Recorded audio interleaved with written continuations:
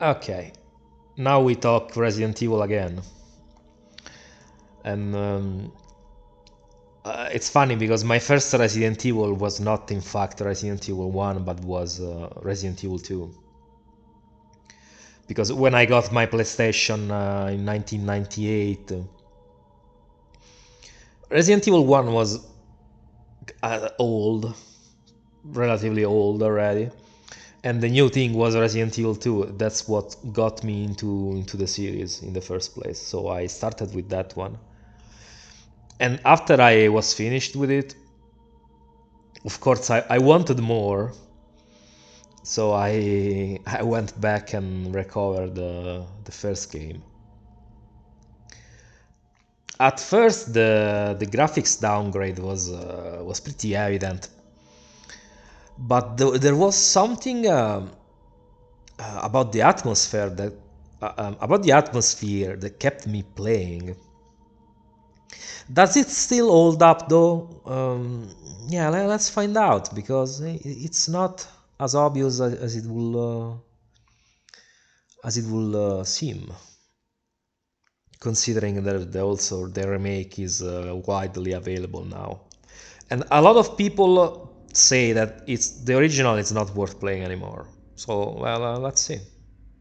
Let's see what my opinion is.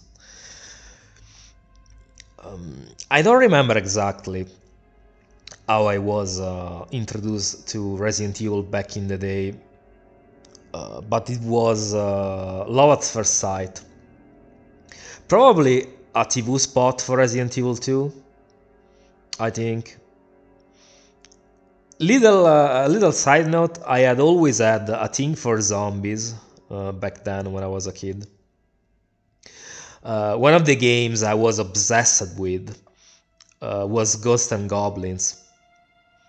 The first stage, especially, because in that game you are in a cemetery fighting zombies and a few other monsters, but mostly zombies.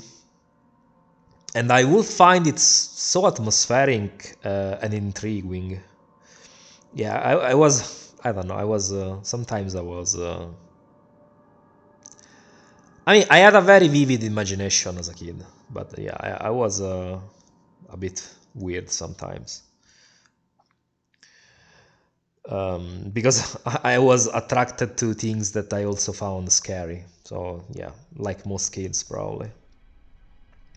But going back to Resident Evil, back when it came out, Resident Evil 2 had a pretty big marketing campaign. It was everywhere, and I think, like I said, that was my first proper exposition to the franchise. Which is funny because if you go back and read some interviews about what Capcom's employees said about Resident Evil 1, they said that they thought nobody was going to buy it. Yeah. How did that work out? It's funny how like sometimes life has a weird way of happening. Life works in mysterious ways. Let's just say that. And I think now Resident Evil is Capcom's second franchise in terms of sales. The first one is Monster Hunter, but yeah, Resident Evil is definitely on the podium.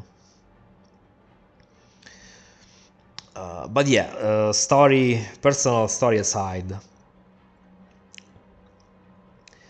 let's dive into it. The story opens up with a live action movie, and it's the only game in the franchise to do so.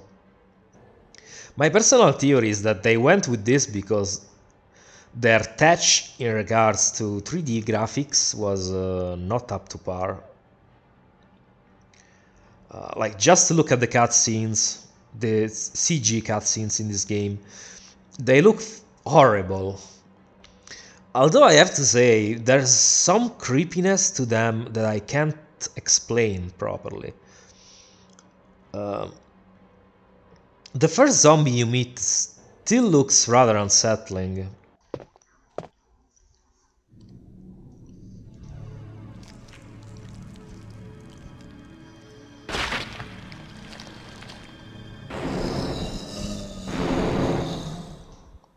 compared to even the remake version. It's probably a mix of a low resolution blurry movement and his completely expressionless and emotionless face. Yeah, I know, maybe it's just me, but the first zombie, I still find it very, I don't know, very unsettling for some reason. The other zombies in the movies and the cutscenes don't look as creepy to me still to this day. All things considered, most of the budget, the intro is not even that bad, and it became so iconic at this point that there's not much point in even explaining it. It's a cheese fest, but it's so funny to still watch it even to this day. We in the West we got the censored version in black and white that does indeed cut a few scenes short too. Honestly, I don't know what happened with the director's cut release of the intro.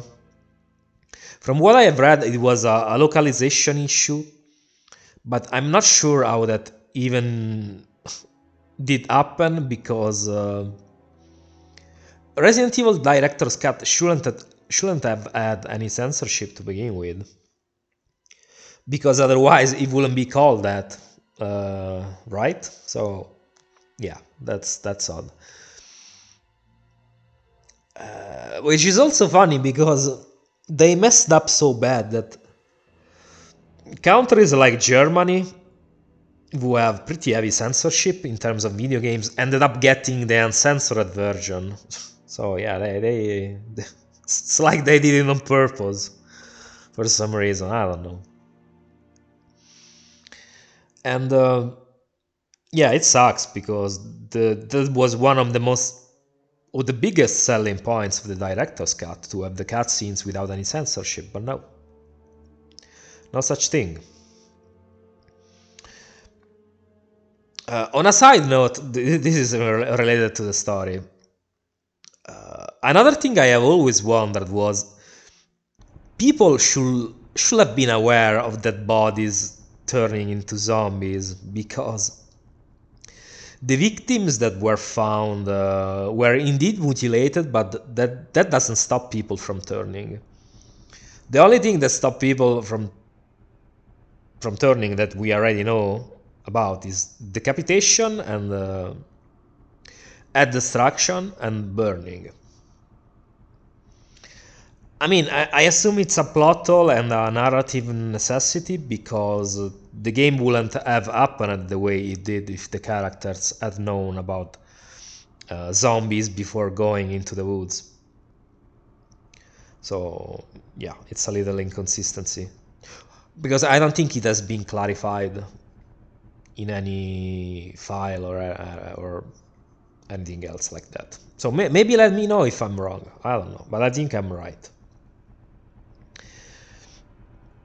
And also, yeah, along with pretty much all the stars members and not having a single working radio for some reason.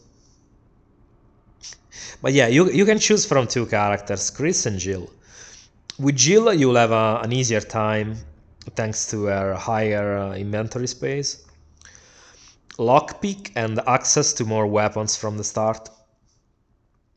Jill gets the grenade launcher immediately, if you know where it is, which can really help immensely in the early game. With Chris, you get none of that, but what you do get instead is a faster aiming speed and more health. So I would say Jill is better for the newcomers, while Chris is probably more indicated for people who already know how to, like, what to do, where to go, and how the game works, more or less. If you're a noob, starting with Chris might be too hard for you, honestly. One thing I find strange though with Chris is how he doesn't get a special item in original Resident Evil 1, so this version. Jill has the lockpick, but before coming back to this game, to the original game, I was sure Chris will have the lighter at least, even considering he has it in the uncensored intro, but he doesn't. He doesn't have it in the actual game. So I guess it's that's just a case of me remembering wrong, or the so-called Mandela effect. Also, because I have to be like honest, I only played the remake. In terms of Resident Evil 1, I've only played the remake after that came out. The original one I hadn't touched in pretty much almost 20 years, I think. So yeah, like having established that, you'll now have to move around the mansion trying to solve puzzle, opening locked doors, and all the while surviving the enemies that lurk within. Yeah, evil within. I know. It's a simple concept, but it's very intriguing. At the same time, I mean, no, sorry. At the time, there really wasn't anything like this, except for Alone in the Dark, probably. I don't remember anything like Resident Evil on the market, at least on console at the time. Resident Evil 1 is pretty open-ended and leaves you a lot of liberty in how you want to approach your journey. Locked doors aside, still, Jill has a bit more freedom thanks to her lockpick at the beginning. You'll want to get accustomed to the mansion layout as soon as you can, so you get immediately a good idea on what you have to do and where you have to go.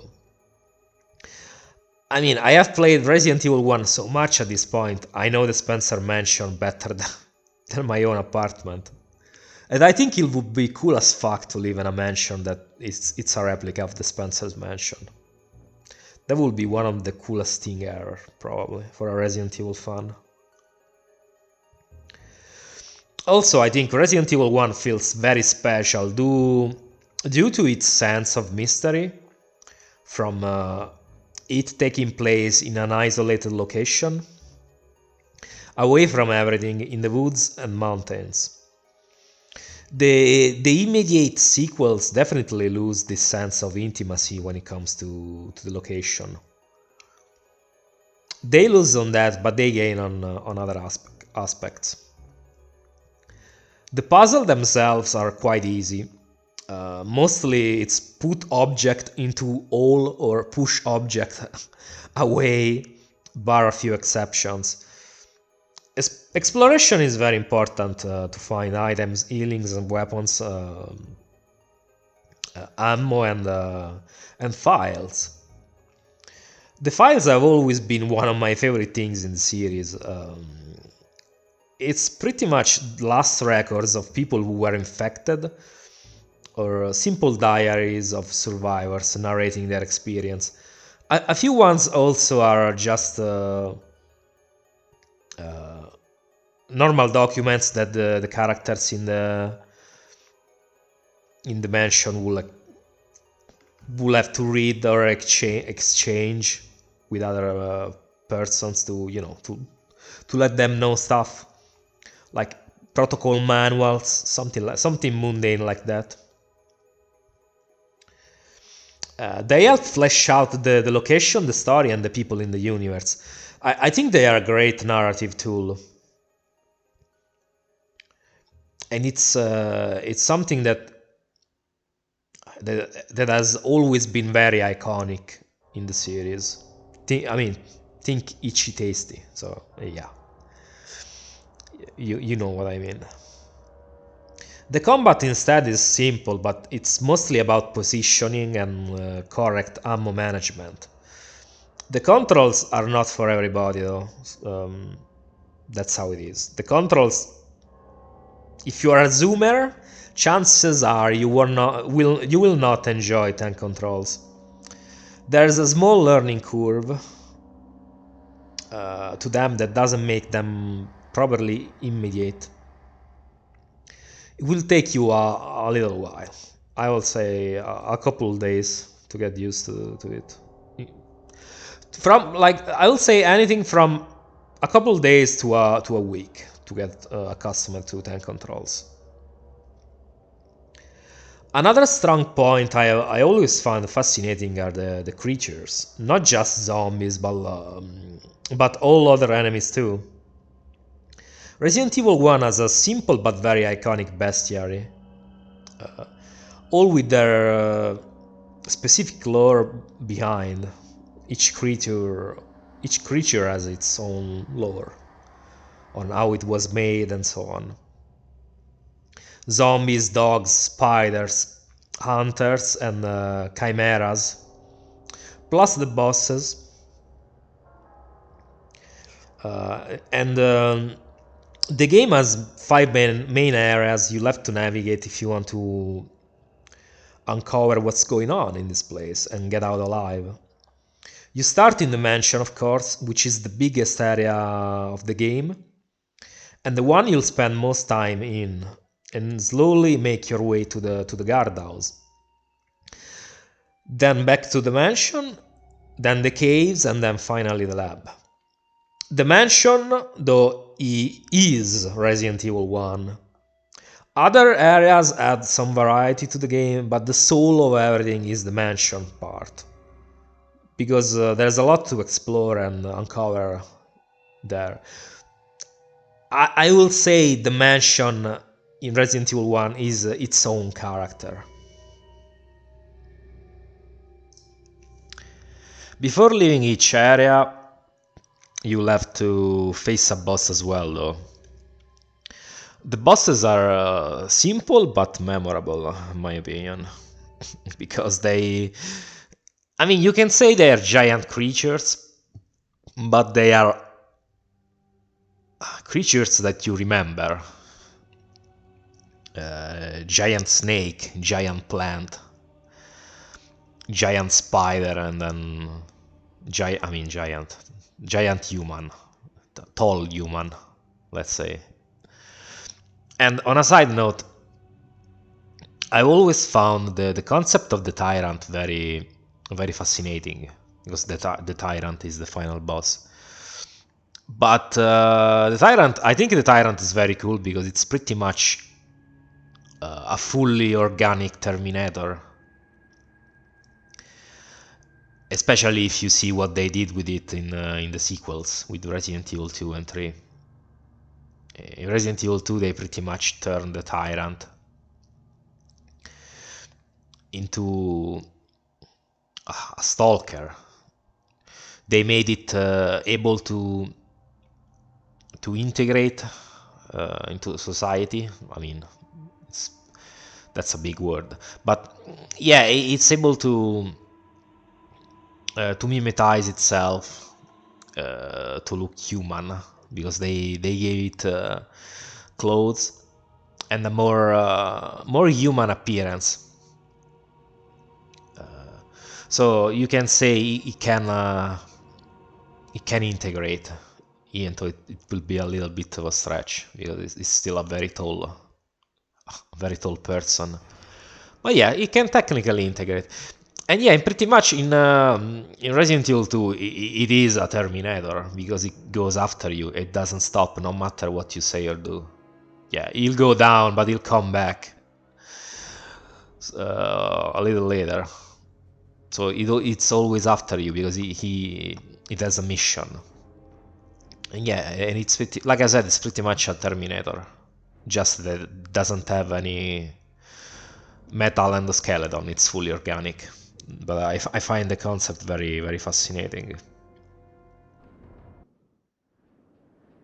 Yeah, we know he's not dead.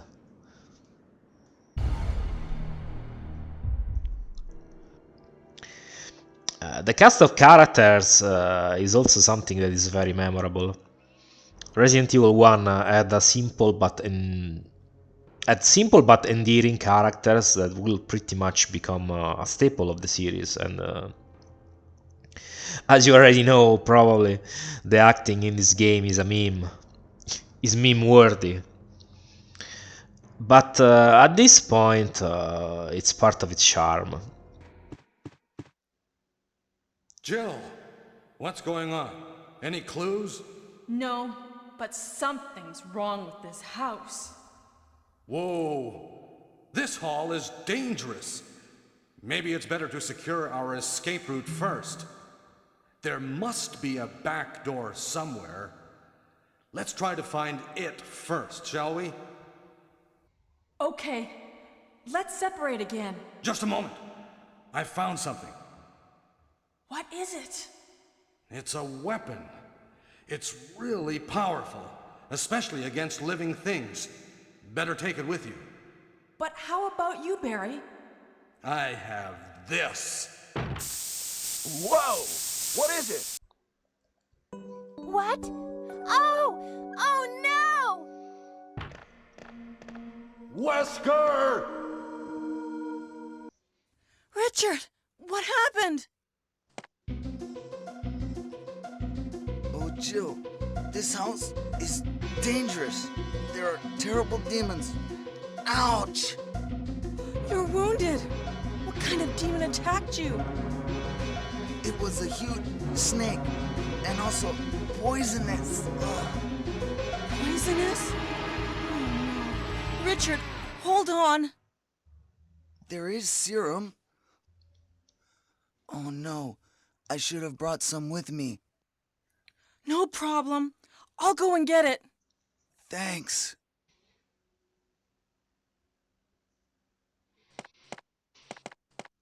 Did they get the janitor at Capcom to voice Richard? Jill! Don't scare me. That's what I was going to say. Aren't you supposed to be going over the first floor, Barry? Yeah, you're right. But just take a look at this.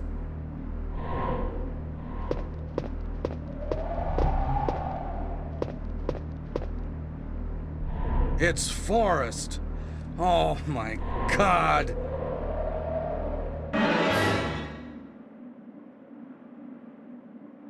It's awful. I'm going to find out what caused Forrest's death.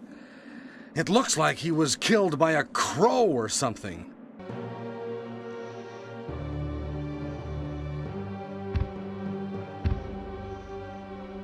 You can't kill me.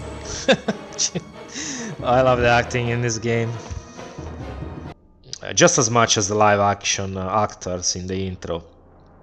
Which, by the way, have all been found. Except Joseph, I think, because even the story behind the live action movies in this game, the live action cutscenes, there's a pretty interesting story on how they were made. The guys that acted in the cutscenes of this game, in the live action cutscenes, they had no idea what they were working for at the time. They were just contracted to do the part, to act according to the contract they were given, and that was it for them. They didn't know they were working for a video game project. They had no idea, and in fact, they have been unaware of such a thing for years. They were unaware that they were internet famous. Until they have been found, all of them, I think, except Joseph, like I said, and a few of them will engage with the fan base. If you look on YouTube, there's the actor that portrayed Chris is pretty involved. I also think he's starring in a amateur film. And yeah, the film is called The Keeper's Diary, which is inspired by the file, by the homonymous file, the itchy tasty guy. And yeah, it's an amatorial movie, so definitely interesting. Will be interesting to watch. But yeah, another rather big strong point of Resident Evil 1 is its replayability. The game is rather short when you know what to do, and the fact that both the characters have rather different experiences gameplay-wise and story-wise.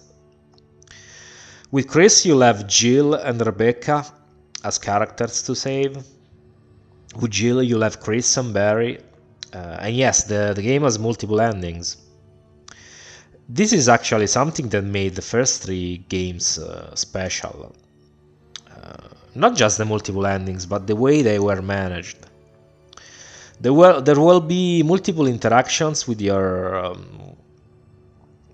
partner character during the story, and depending on what your choices are, that will affect the ending.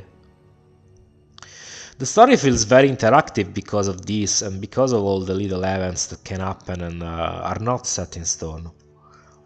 For example, in the Yon fight, Yon is the giant snake. You can either do that without getting hit, or you do get hit and you'll have to get saved by your partner character, since you'll find yourself poisoned after the fight. But there's a few others too, and with Jill there's definitely more of these little events. Which is something I was thinking about making another video specifically on this in the future, but we'll see. I first have to replay all the Resident Evils, the classic ones, I mean. Another funny anecdote when it comes to the game and these in-game events is the fact that in Jill's story, when you beat the snake the second time, Bear will come in the room and ask you to check the hole in the floor that was caused by the snake. And yeah, that's another in-game event that will decide your ending with Jill. And the funny thing is that in that event, you will go down to check this hole while Barry will wait above, and he'll drop the rope that you use to go down, and yeah, you have to pretty much you have to wait for him, because he will say, let me go get another rope.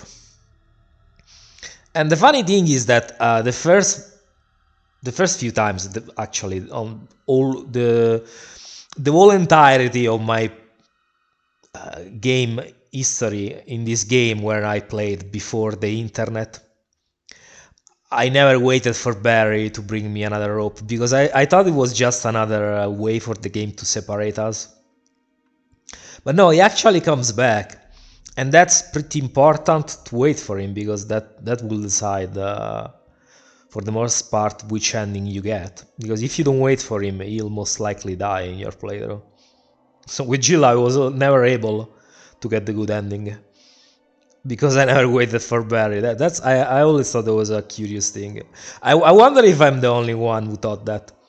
Yeah, let me know, because I think it's just like, I wasn't expecting the game to keep its word, you know. It happens. Resident Evil Director's Cut is definitely still very playable and enjoyable. It's a time capsule from a different time in the video game industry, where simplicity and experimentation ruled everything. No big budgets or marketing, only an intriguing game on multiple aspects. The Director's Cut edition is definitely the ultimate original Resident Evil experience, due to all the additions that the advanced mode brings. It rearranges the positions of the items, adds more enemies, stronger enemies, and a couple more in-game events. it makes the game more fun to play, because going back to the original mode will just feel dull at this point. Definitely makes the game more similar to the remake in some aspect. And there's also the DS version, Deadly Silence, Resident Evil Deadly Silence. That's a very interesting port, because it's pretty much an enhanced port of the original Resident Evil. It has better graphics. Yeah, better model, better graphics. And it is based on the original version, though, not the director's cut, I think. And there's also an extra mode, which is called Rebirth, which adds a few new puzzles, and also a first-person perspective fight stages, like sections where you will have to like use the knife with the touch screen on the DS to fight the enemies. And also some of the puzzles will make use of the touchscreen as well. So it's definitely an interesting part, because it's very unique. It sucks that it did remain exclusive to the DS, honestly. It should have been ported to other systems too. But yeah, that's just Capcom gonna Capcom. They just don't like the classics for some reason. A curious thing about this version, though, is that, as far as I know, it's the only Resident Evil on console that has a door skip integrated in the game itself. Like, you don't have to do anything. You can just skip door loadings immediately from the start by pressing start on the DS. You'll skip the doors. I assume they did this to save time, since when you're playing on a portable console, the more time you use the console, the less the battery will last. So I assume they did it for that. So you can by cutting down the door loadings, you can actually, when the playthrough is over, that can actually amount to quite a few minutes, possibly even an hour or so. So yeah, that definitely makes the difference. It would be nice, though, if they actually implemented that feature in other games in the series, because yeah, door loadings are quite annoying. Like, I can understand the developer wanting you to play the first playthrough with door loadings, but after that they should give you the option to skip it without having to download mods or all that stuff. Just give me the option to skip the doors and be done with it. Yeah, what else is there to say? I think this type of gameplay still has a place in today's market. Personal opinion, but I know. It's not as popular as it used to be, but it's still popular enough. That's worth investing on. The game is still worth playing, in my opinion, despite the dated gameplay, extremely low poly graphics.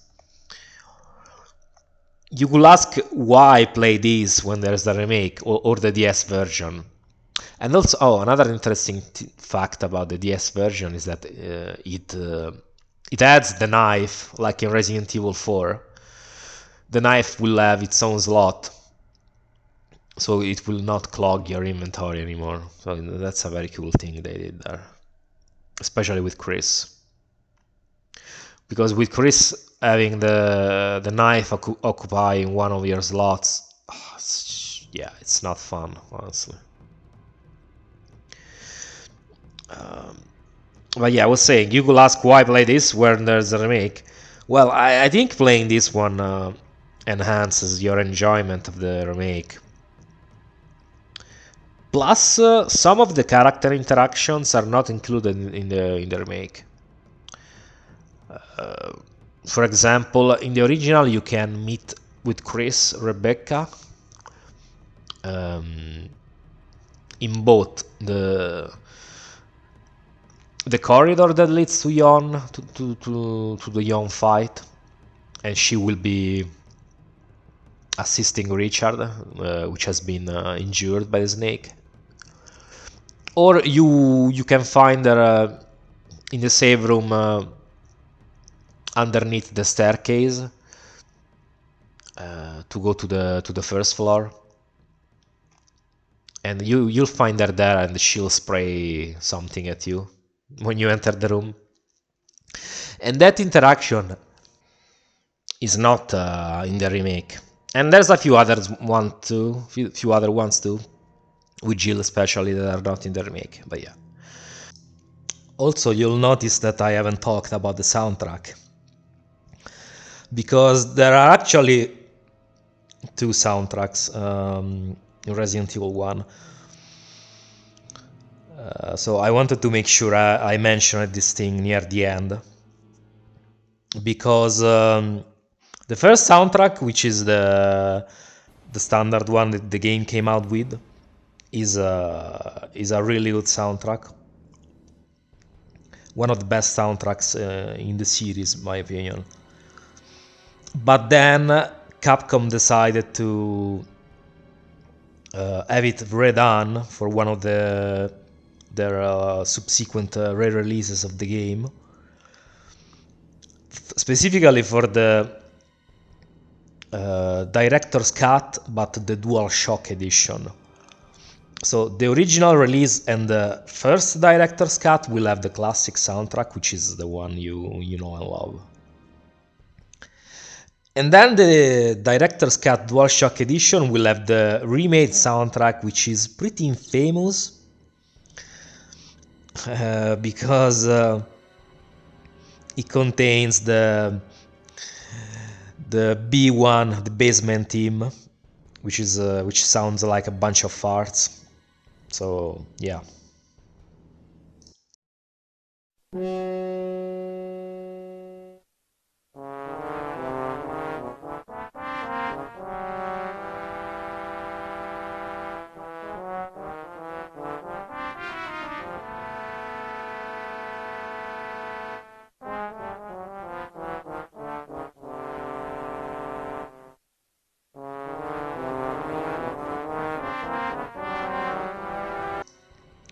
And there's a funny backstory to this soundtrack too, because the guy who composed it apparently was faking his deafness. Or at least he was faking it, pretending that it was worse than it actually was. So he painted him. He liked to be painted as the Japanese Beethoven, but then it turned out he actually had a ghostwriter for his songs. And yeah, that's a whole rabbit hole. But yeah, so if you have to play one version of the original, play possibly the standard director's cut. But if the only one you have access to is the DualShock edition, then play that one. But you lose on the soundtrack, sadly. But yeah. One particularity I also forgot to mention before, related to the puzzles, is that this is the only Resident Evil that, as far as I remember, I don't remember if Code Veronica has this characteristic too, but let's just assume it's only this one. This one, of course, the remake of Resident Evil 1. The game gives you the chance, the possibility to examine the objects you pick up in 3D in the menu, and that also can come into play a couple times when it comes to examining a few objects, mostly the books that contain the medals that lead to that give you access to the laboratory. But yeah, that's one of the things, yeah, definitely distinguishes this game from the others in the series. Sadly, yeah, it sucks that they have removed it from the sequels. And yeah, this is it. What do you think of it? What's your opinion on the original Resident Evil nowadays? Let me know. I'm very curious to hear if you have any particular stories or anecdotes like I had, um, and it will be interesting to know. But yeah, this is it for the video. I hope you enjoyed, and I'll keep talking about this, about at least the other classics, so 2 and 3, and Remake 1 for sure. So, oh, and thank you for all the support and the subs. To whoever subbed, you're the best. and thanks for the likes as well. Enjoy the video, and see you in the next one. Bye bye.